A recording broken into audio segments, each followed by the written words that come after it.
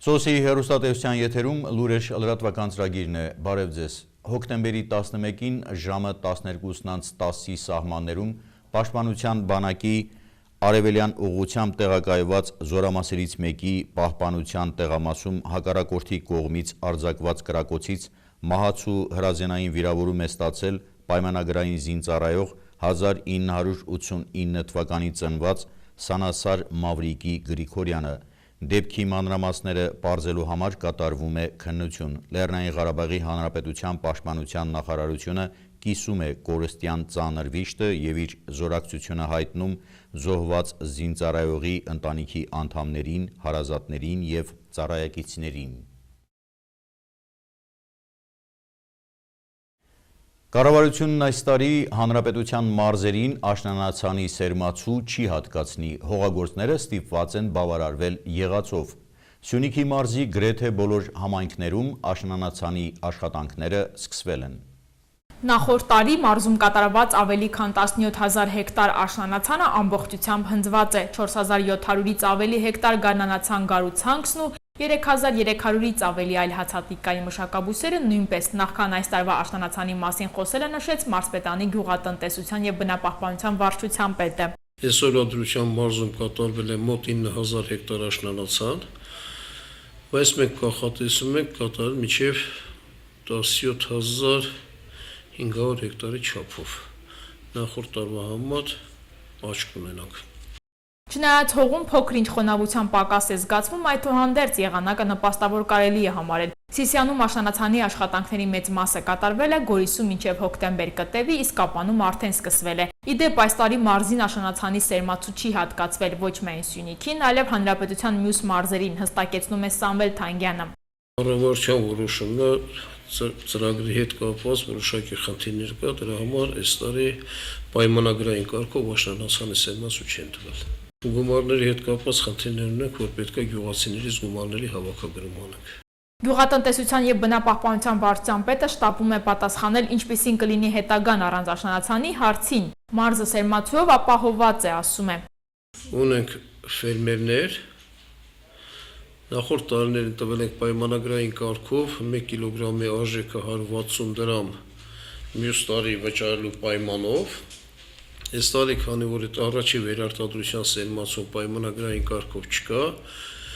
մարզի ֆերմերների մոտ առկա ունենք առաջի վերարտադրության սերմացուների քանակ։ Եվ հիմնականը, ովքեր որ իրենց սեփական սերմը չունեն, ֆերմերներից կարողանում են գնել 150-ից 160 դրամով եւ իրենց ցանքերը կատարել։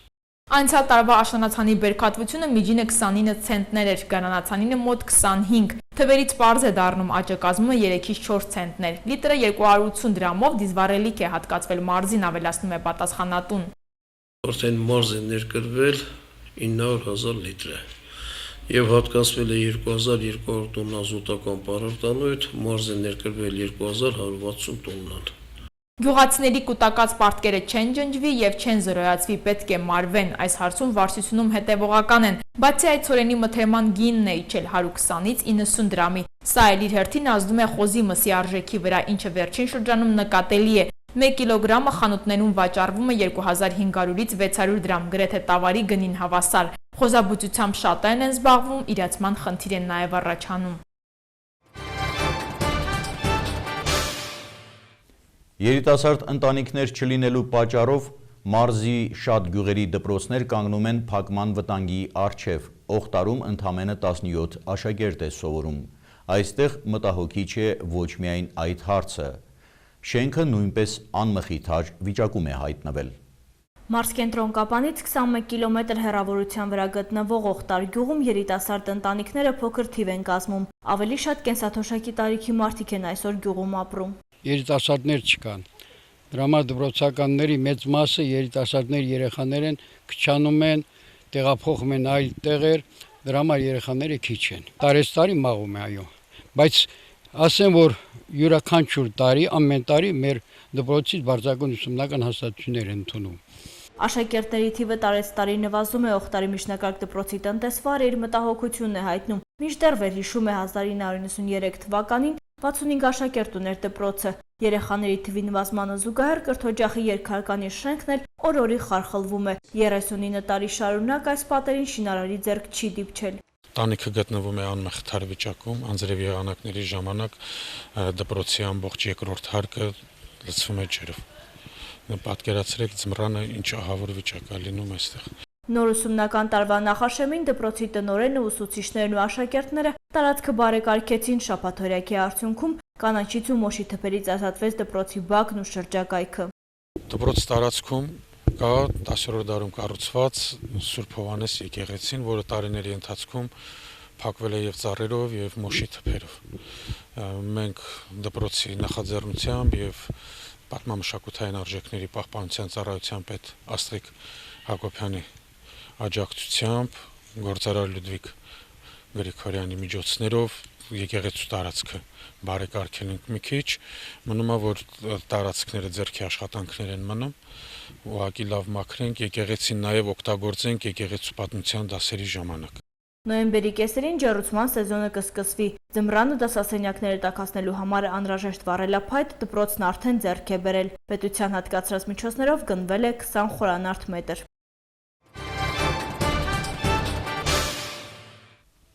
Պաշտոնական մեկ լուր։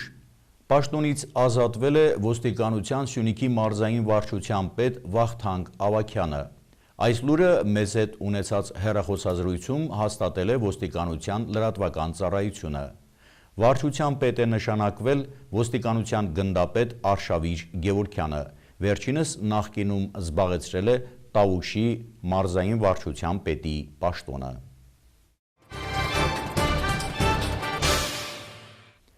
Կապանցի երիտասարդ քանդակագործների և քաղաքապետարանի նախաձեռնությամբ անցկացվում է սիմպոզիում, թեմատիկան ազատ է, հեղինակները իրենք են որոշել, թե ինչ են քանդակելու։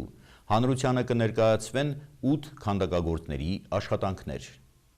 Արվեստանոց բաց երկնքի տակ 8 քանդակագործներ մեկ վայրում։ Կապանի հենց սրտում 10 օրից ավել է մեկնարկել է երիտասարդ քանդակագործների առաջին սիմպոզիումը։ Խաչքարը նշեմ, որ նվիրված է մեր քառորյա պատերազմի զոհերի հիշատակին, որը արծիվը ինքնին հզորություն է կանգնած հայկական սյուների վրա։ Պահապան խաչը վերևը Վարդնյակը դա երկրագնդի խորհրդանիշն է, այսինքն Աստված բոլորին պահապան։ Արդիկից բերված տուֆե քարերին կենթանություն տվող վարպետները աշխատում են խնամքով։ Ամեն քանդակ մեկ պատմություն կամբողջացնի։ Ցուլը, առույցը, մեկ էլ հեշտակ։ Ամեն 4 սիմվոլներ են։ Ստեղծագործությունը զուտ դրան հետակապված է։ Երեխաները, տարեց մարդիկ բոլորը աջակցություն են գալիս, են տեսնում են, ուրախանում են, որ քաղաքում նմանատիպ երիտասարդներ կան, շնորհալի քանդակագործներ կան։ Այդպես մենք շատ ուրախ ենք։ Փոշու մուրճի հարվածների ձայնն ու էլեկտրական սողոցի աղմուկը անցող դարձողներին անտարբեր չի թողնում, մոտենում են հետաքրքրվում։ Սուրբ Մեսրոպ Մաշտոց եկեղեցու հոգևոր հովիվ Տեր Վահան Քահանա Հեբոյանը նախաձեռնությունը ողջունելի է համարում։ Սեփական երկրում, սեփական հողում արարելուց լավ բան չկա, ասում է Տեր Վահանը։ Սա շատ լավ օրինակ է մյուս արվեստագետների համար։ Մեր աչքի առջև մենք ինքներս ականատես ենք լինում, թե ինչպես է քարը ինքը կյանք ստանում եւ քարից, ինչպես ասում են շատ, քարից ծնունդ են առնում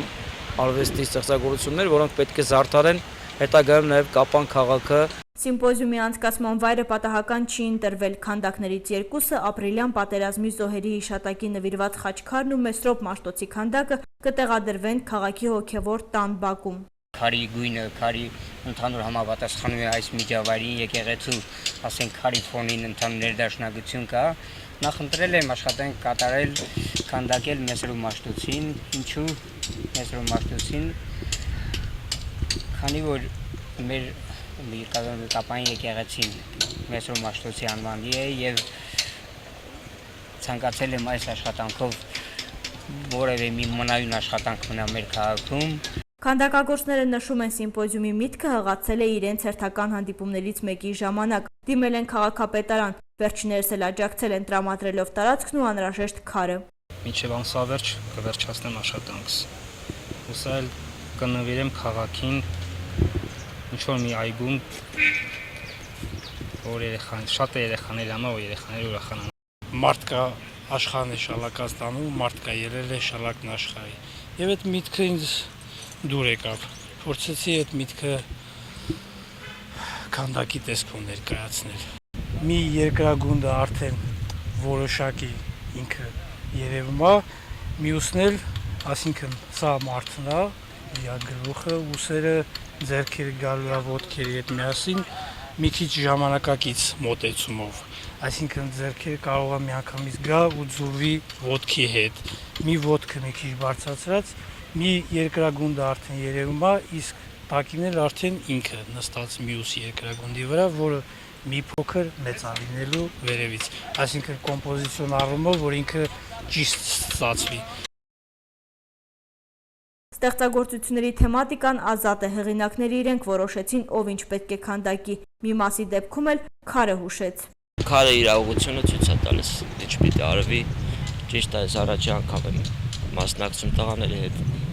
այս սիմպոզիումին, բայց շատ հաճելի է, որ մեր քաղաքի համար շատ գեղեցիկ գործեր արնելու ու հիշվելու է այդ գործերը մեր երեխաների, մեր ապագայի համար։ Մայր հողը, բնությունը, լեզուն, մշակույթը եւ հավատքը արվեստագետին ուժ են տալիս։ Տարիներ հետո արվեստի այս նմուշները սերնդեսերունդ փոխանցվելով իրեղեն վկայություններ կլինեն քաղաքի այս ժամանակահատվածում ապրած արվեստագետների մասին։ Հարավկորեական Samsung Electronics ընկերությունը հայտարարել է իր Galaxy Note 7 սմարթֆոնների վաճառքը երկրորդ անգամ դադարեցնելու մասին։ Ռուսաստանը եւ Թուրքիան շարունակում են բարելավել հարաբերությունները։ Ստորագրվել է համաձայնագիր թուրքական հոսք գազատարի շինարարության մասին։ Թողարկումը շարունակում ենք միջազգային լուրերով։ Հարավկորեական Samsung Electronics-ը հայտարարել է իր Galaxy Note 7 սմարթֆոնների վաճառքը երկրորդ անգամ դադարեցնելու մասին եւ կոչ է արել դրանց տերերին անջատել սարքերն ու այլևս չօգտվել դրանցից, ինչպես ասվում է ընկերության հայտարարության մեջ, դա կապված է արդեն փոխված սմարթֆոնների վարվելու պատճառը պարզելու նպատակով անհրաժեշտ քննություն անցկացնելու հետ։ Մեկ ամիս առաջ Samsung-ը հայտարարել էր այդ նմուշների զանգվածային հետկանչի մասին, իսկ հետո հաղորդել էր, որ խնդիրները վերացվել են։ Samsung-ը հետկանչի օպերացիայի պատճառով կորցրել է ավելի քան $1 միլիարդ։ Այժմ ընկերությանը սպասում են նոր վնասներ, արժեթղթերը էժանանում են, մինչդեռ նրա ամերիկյան մրցակից Apple-ի արժեթղթերը թանկանում են։ Ռուս-թուրքական հարաբերությունների բարելավում, կարևոր համաձայնագրերի ստորագրում էներգետիկայի ոլորտում, ինչպես նաև միջազգային հարցերի քննարկում, այս ամենը ընդգրկված էր երկու երկրների առաջնորդների հանդիպման օրակարգում։ Ռուսաստանի նախագահ Վլադիմիր Պուտինը ժամանել է Ստամբուլ մասնակցելու համաշխարհային էներգետիկ կոնգրեսի հատուկ նստաշրջանին։ Գլխավոր նորություններից մեկը դարձել է թուրքական հոսք գազամուղի շինարարության մասին միջազգային համաձայնագրի ստորագրումը։ Չնայած Թուրքիայի եւ Ռուսաստանի միջև տարաձայնություններ է մնում սիրիական հակամարտության հարցում, երկու երկրների ղեկավարները նշել են, որ անհրաժեշտ է կարգավորման ուղիներ փնտրել։ Հանդիպումը կարևոր փուլ է դարձել երկու երկրների հարաբերությունների բարելավման հարցում, որոնք խախտվել էին 1 տարի առաջ, երբ խոցվել էր ռուսական կործանիչը։